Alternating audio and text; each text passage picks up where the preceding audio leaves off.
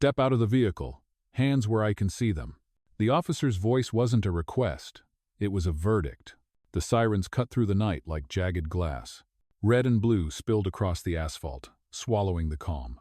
Inside the black Range Rover, Alicia Carter didn't move. Her hands rested lightly on the steering wheel, her eyes steady. She had been here before. Not on this road, not in this city, but in this very moment of judgment without cause. A second cruiser screeched in behind her. Two more cops emerged, flashlights raised like weapons. One slammed his palm against the window. This car doesn't look like it belongs to you. Step out now. Traffic slowed on the opposite side of the street. A delivery driver cut his engine, phone already rising to record. A mother in a minivan whispered to her son, "Stay quiet, don't stare." But the boy did, his eyes wide, reflecting the red-blue storm dancing across the night. Alicia exhaled slowly. She lowered the window halfway. "My license and registration," she said evenly, placing the documents on the sill. The lead officer snatched them, glanced for a second, and tossed them onto the hood. "Fake. We've seen this scam before." His partner chuckled under his breath. The words stung the air. Not Alicia. The air. Because everyone within earshot felt it. A truth twisted into an accusation, designed not to verify, but to humiliate. Alicia's pulse remained calm. At 16, she was told a hotel lobby wasn't for her kind. At 28, she was asked how she really afforded her first office. At 34, she was mistaken for an assistant at her own shareholder meeting.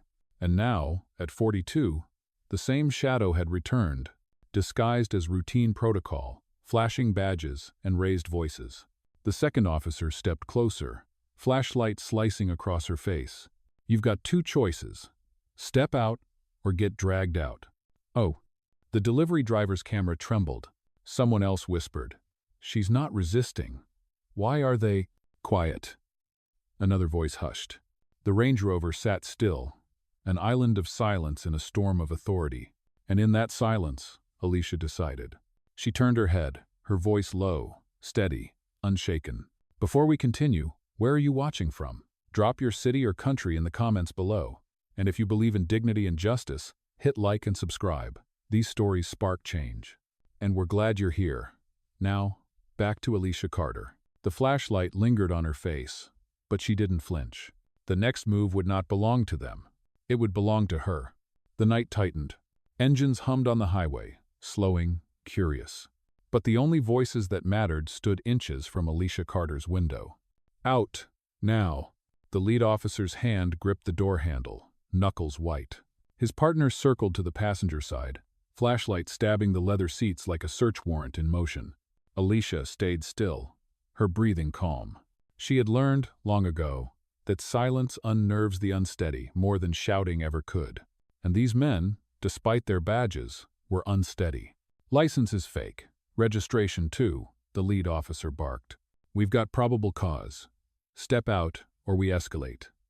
The delivery driver's phone shook as he whispered into his mic. She gave them papers. "They're not even checking the system." A woman from the minivan shouted, voice cracking. "She's not resisting. Why are you treating her like a criminal?" The partner officer turned sharply, flashlight blinding the woman. "Ma'am, stay back, or you'll be cited for obstruction." The crowd recoiled, but did not retreat. Phones glowed brighter, like a constellation rising against the dark. Alicia slowly reached for her phone. The movement was deliberate, visible, diffusing. She pressed a single button. "Nia," she said, her tone level. "Activate Protocol 1. Start the log. Timestamp every word." The voice in her ear was crisp. "Confirmed. Internal Affairs channel is live. Audio streaming now." The officers stiffened. One muttered, "She's playing games," but his eyes flicked nervously to the phones pointed their way. "Lady," the lead snapped, "a phone call won't save you.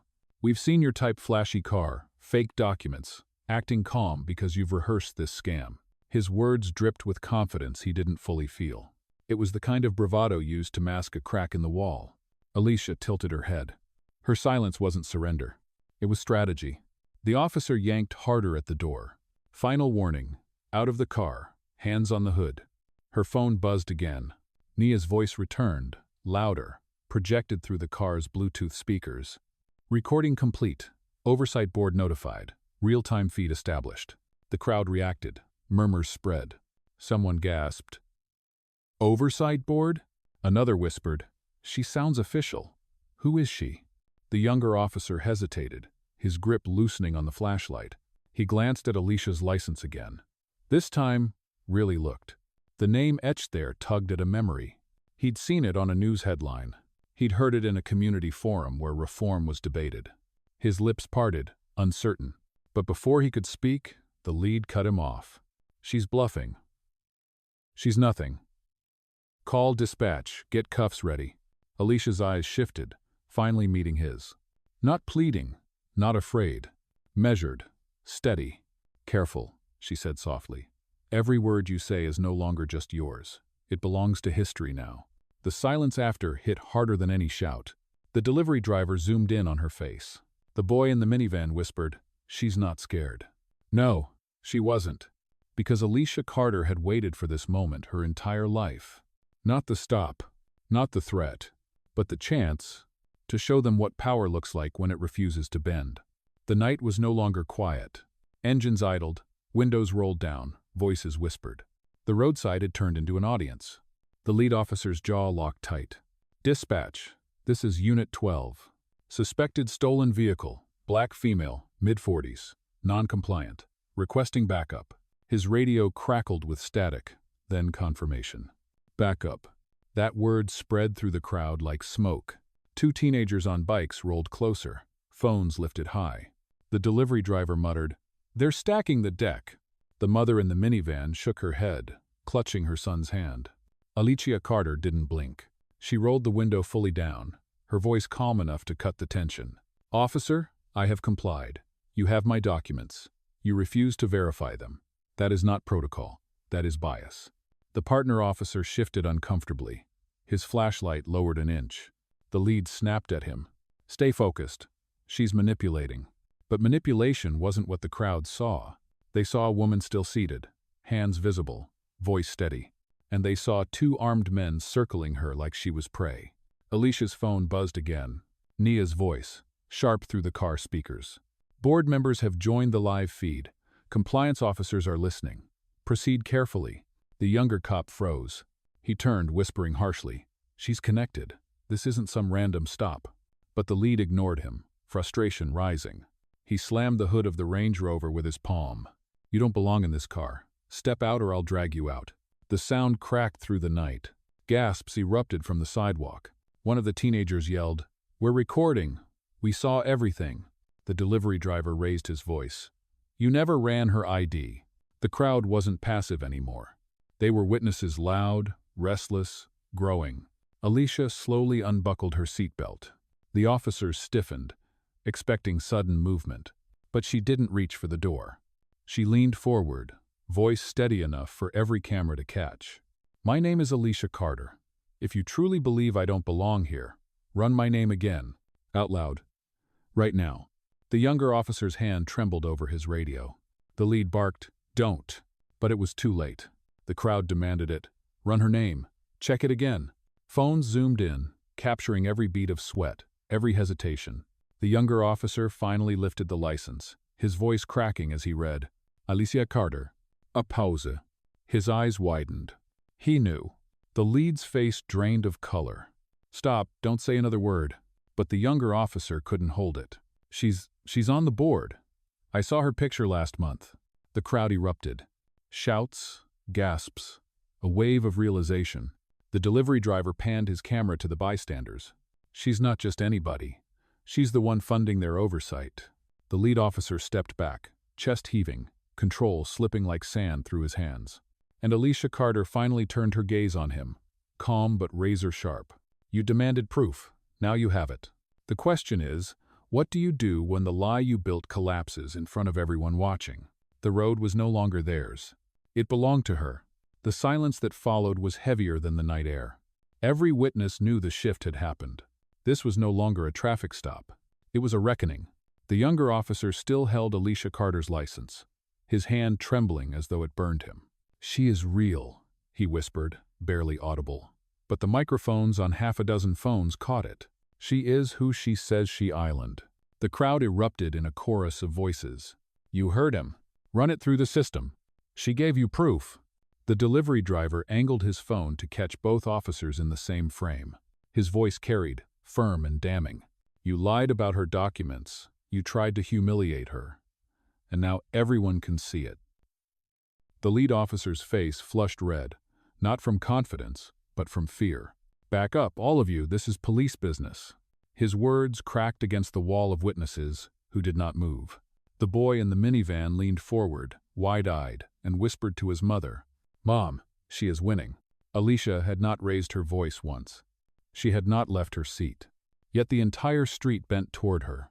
She knew the power of stillness, the strength of composure, and tonight, that patience was burning them more than rage ever could. Her phone buzzed again, the calm voice of Nia filling the air through the car's speakers. Update. Internal Affairs has confirmed your identity. Dispatch logs show the officers never ran your information. Live oversight continues. Gasps rippled across the crowd. A woman shouted, They never checked her name. Another added, They wrote the script before they knew the story. The younger officer took a step back, shame etched across his face.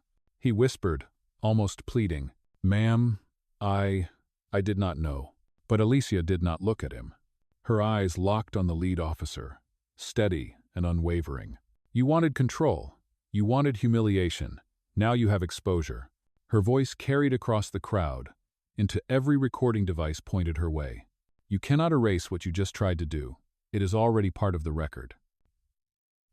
The lead officer tried to speak, but the words tangled in his throat. He looked at the flashing phones, at the restless faces, at his partner who had already surrendered the lie. And for the first time, his authority was not a weapon. It was a weight dragging him under. A teenager's voice rang out clear from the sidewalk. You pulled her over because of her skin. Admit it. The crowd roared with agreement. Hands clapped, voices shouted. The night itself seemed to demand an answer. Alicia Carter finally opened her door. She stepped out slowly, not with defiance but with dignity. The air shifted. The red-blue lights now illuminated not a suspect, but a leader standing tall against the storm. The camera zoomed closer. The crowd grew louder. And the officers, they shrank. Because this was no longer their stop. This was her stage. The blue and red glow from the squad car washed across her face, as if trying to brand her guilty before a word was spoken. Officer Daniels leaned closer, his flashlight grazing her eyes. Step out of the vehicle now. His tone was sharp, almost rehearsed, as if he had said those same words to countless others. Selena opened the door slowly, every movement deliberate, her heels clicking against the asphalt like a gavel striking a courtroom floor. She wasn't trembling. She wasn't begging. She was steady. Behind her, another cruiser rolled up. 2 more officers emerged, radios crackling, hands near holsters. The air thickened, charged with the threat of escalation. One officer muttered just loud enough for her to hear, DWB, driving while black. Standard night in this county. He smirked like it was a joke, but it wasn't. Selena heard it all. She filed it away like evidence.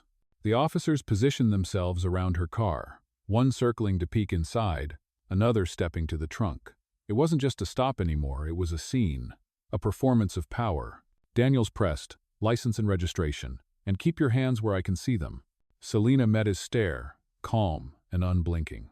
Both are inside the glove compartment. I will reach for them slowly.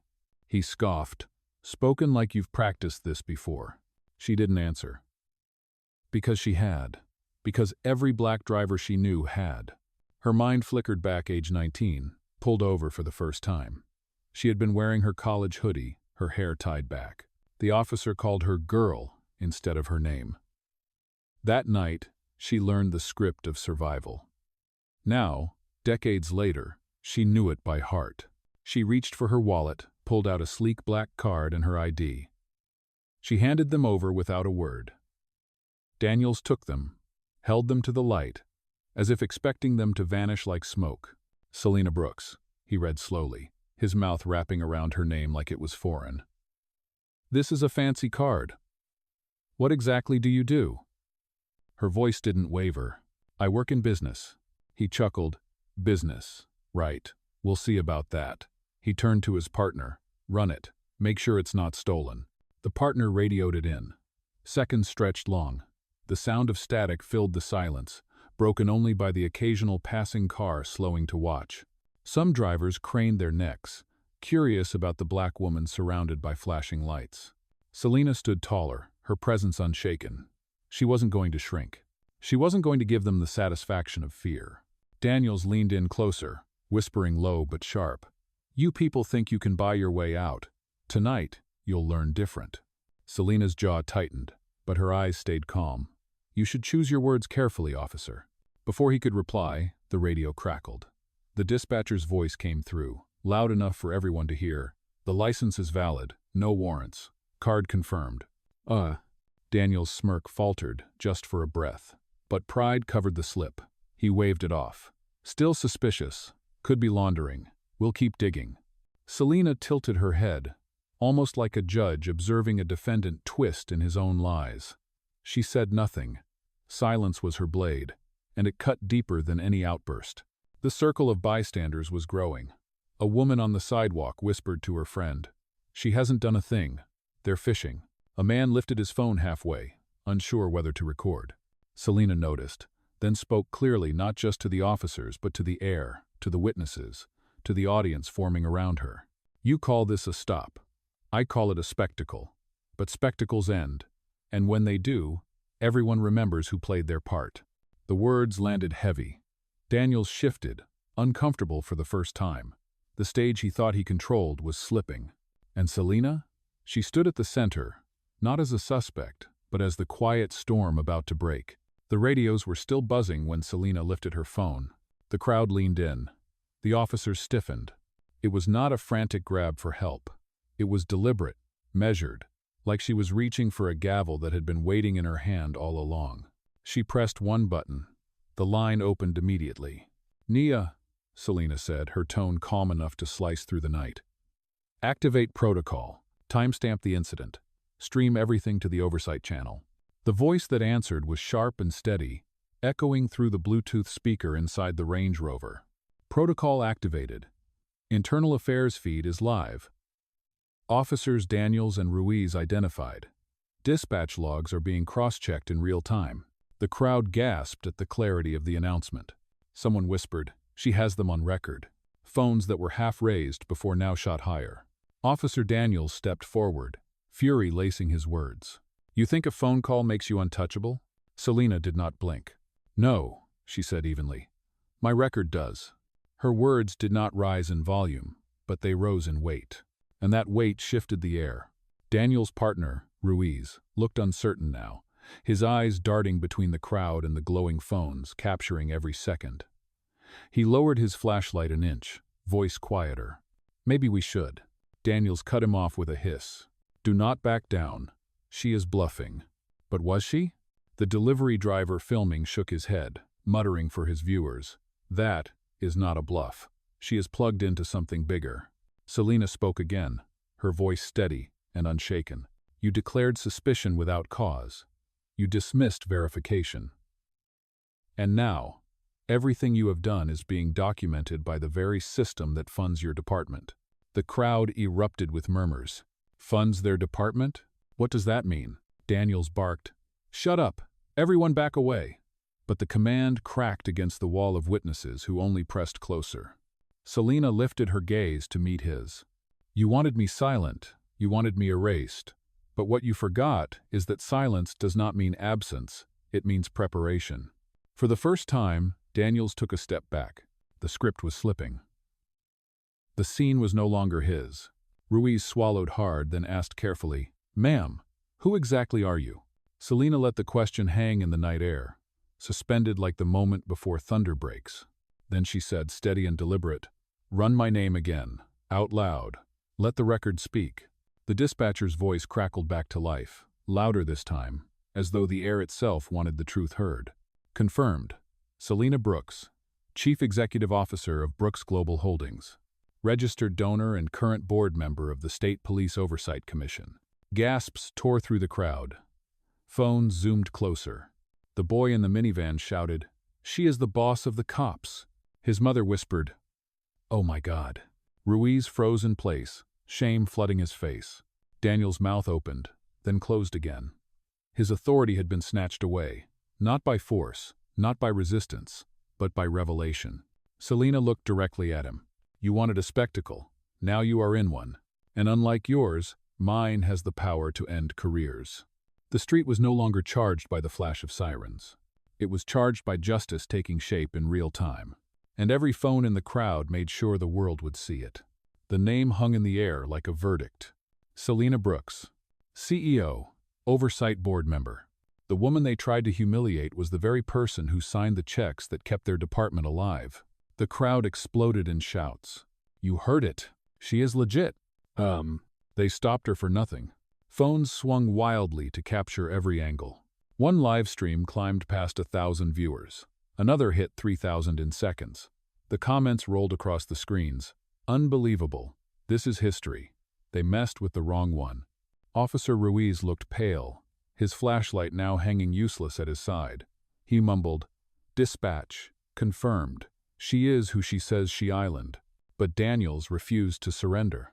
He barked at the crowd. "Stay back. This does not concern you." The delivery driver laughed out loud, voice carrying over the sirens. "It concerns all of us. You profiled her, and we caught it live." The boy in the minivan pressed his face to the glass, eyes wide with wonder. "She is not scared at all," he whispered. His mother squeezed his shoulder and whispered back, "That is what real power looks like." Selena did not need to raise her voice. She simply stood, her posture straight, her gaze unwavering. Every phone caught the contrast, her stillness against their panic. "You accused me," she said calmly, each word sharp as a blade. "You tried to strip dignity you could never grant and can never take away. And now, the truth has stripped you." The crowd cheered. Applause broke out. Horns honked from cars slowing on the highway shoulder. The atmosphere was no longer fear. It was outrage rising, collective and undeniable. Ruiz turned to Daniels. "We need to stand down. She has authority over the board." Daniels cut him off, but his voice cracked. "She is twisting this. She thinks money makes her untouchable." Selena's eyes narrowed. "Money did not give me this authority. My work did. My record did. The same record that is broadcasting your every word right now." The delivery driver shouted, "Tell him again!" The crowd echoed, "Tell him." Daniel's grip on control unraveled. He reached for his radio, desperate for backup, but the dispatcher's voice came through first. "Be advised, incident under review.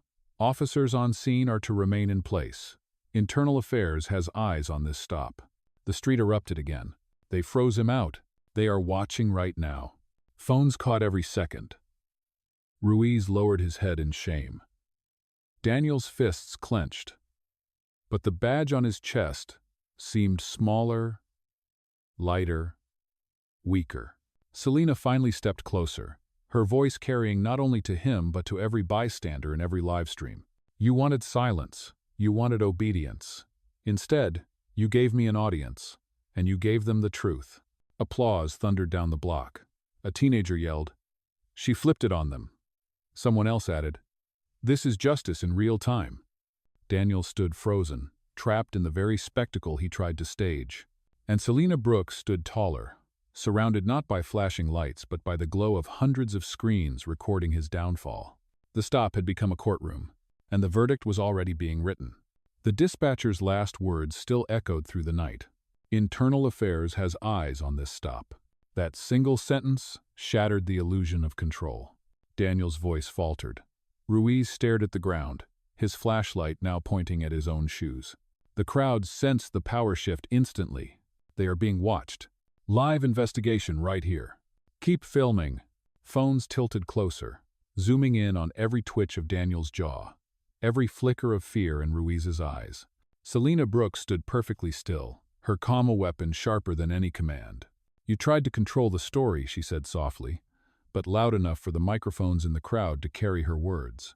"Now the story controls you." "Oh," Ruiz finally muttered, almost to himself. "She is connected. She is board oversight." A man in the crowd shouted, "Then why did you stop her in the first place?" The question rippled outward, multiplied by voices echoing it. "Yeah, why? Answer here." Daniels snapped, "Quiet! Everyone quiet!" But his words cracked. Empty now. No longer law. Just noise. Selena raised her phone again. "Nia," she said evenly. "Status update." "Oh." The response boomed from her car speakers. "Confirmation received. Officers Daniels and Ruiz flagged. Credentials under suspension. Effective immediately."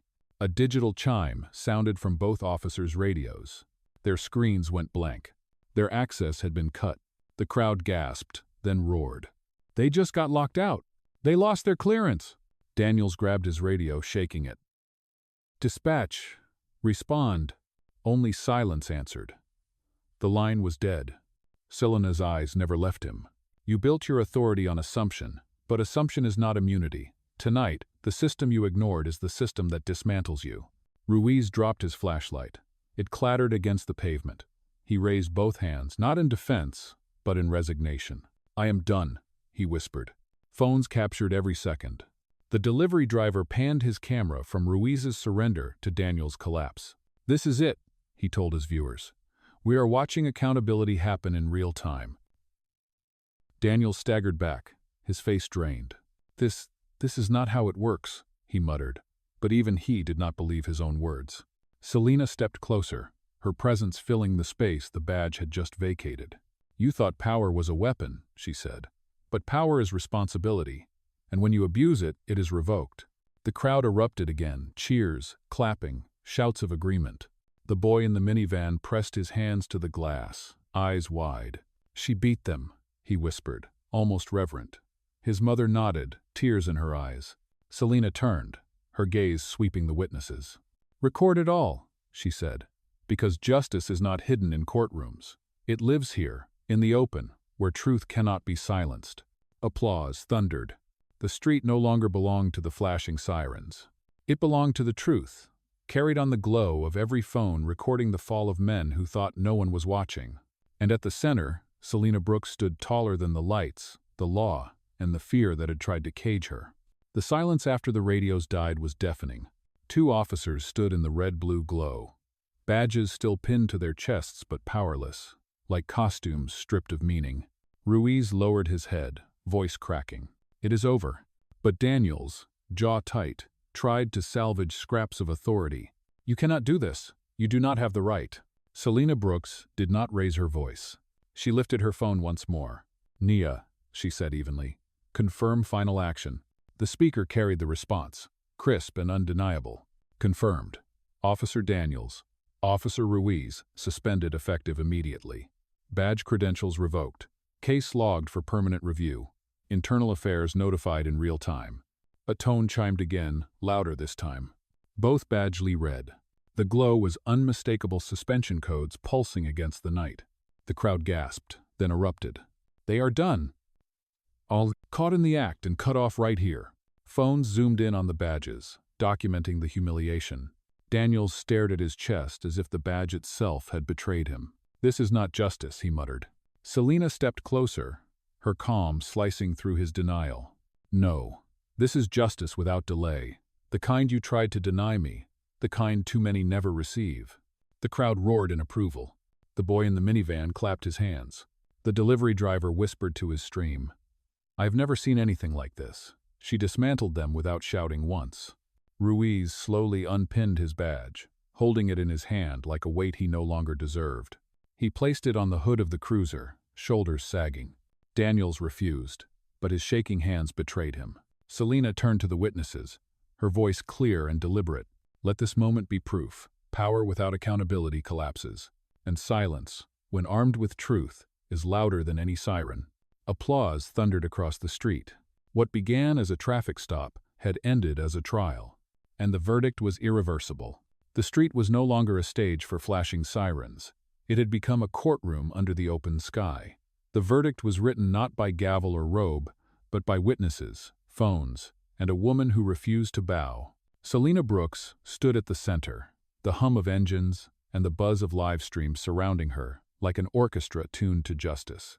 Officer Ruiz had laid his badge on the hood of the cruiser, shoulders slumped, shame visible in every line of his posture.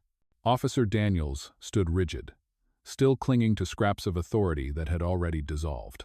The crowd was no longer silent. They cheered, they shouted, they recorded. Strangers who had pulled over to watch now found themselves part of something bigger.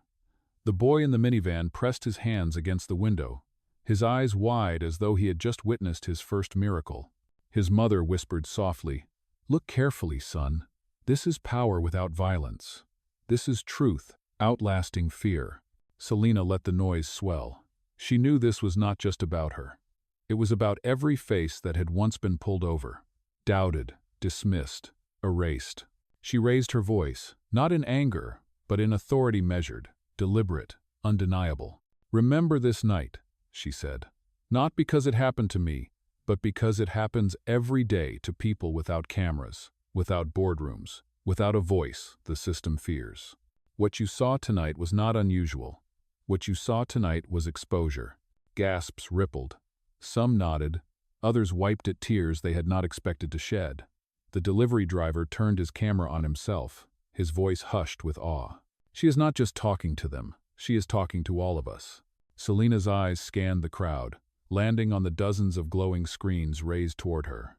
You saw authority abuse its power. You saw officers ignore the truth.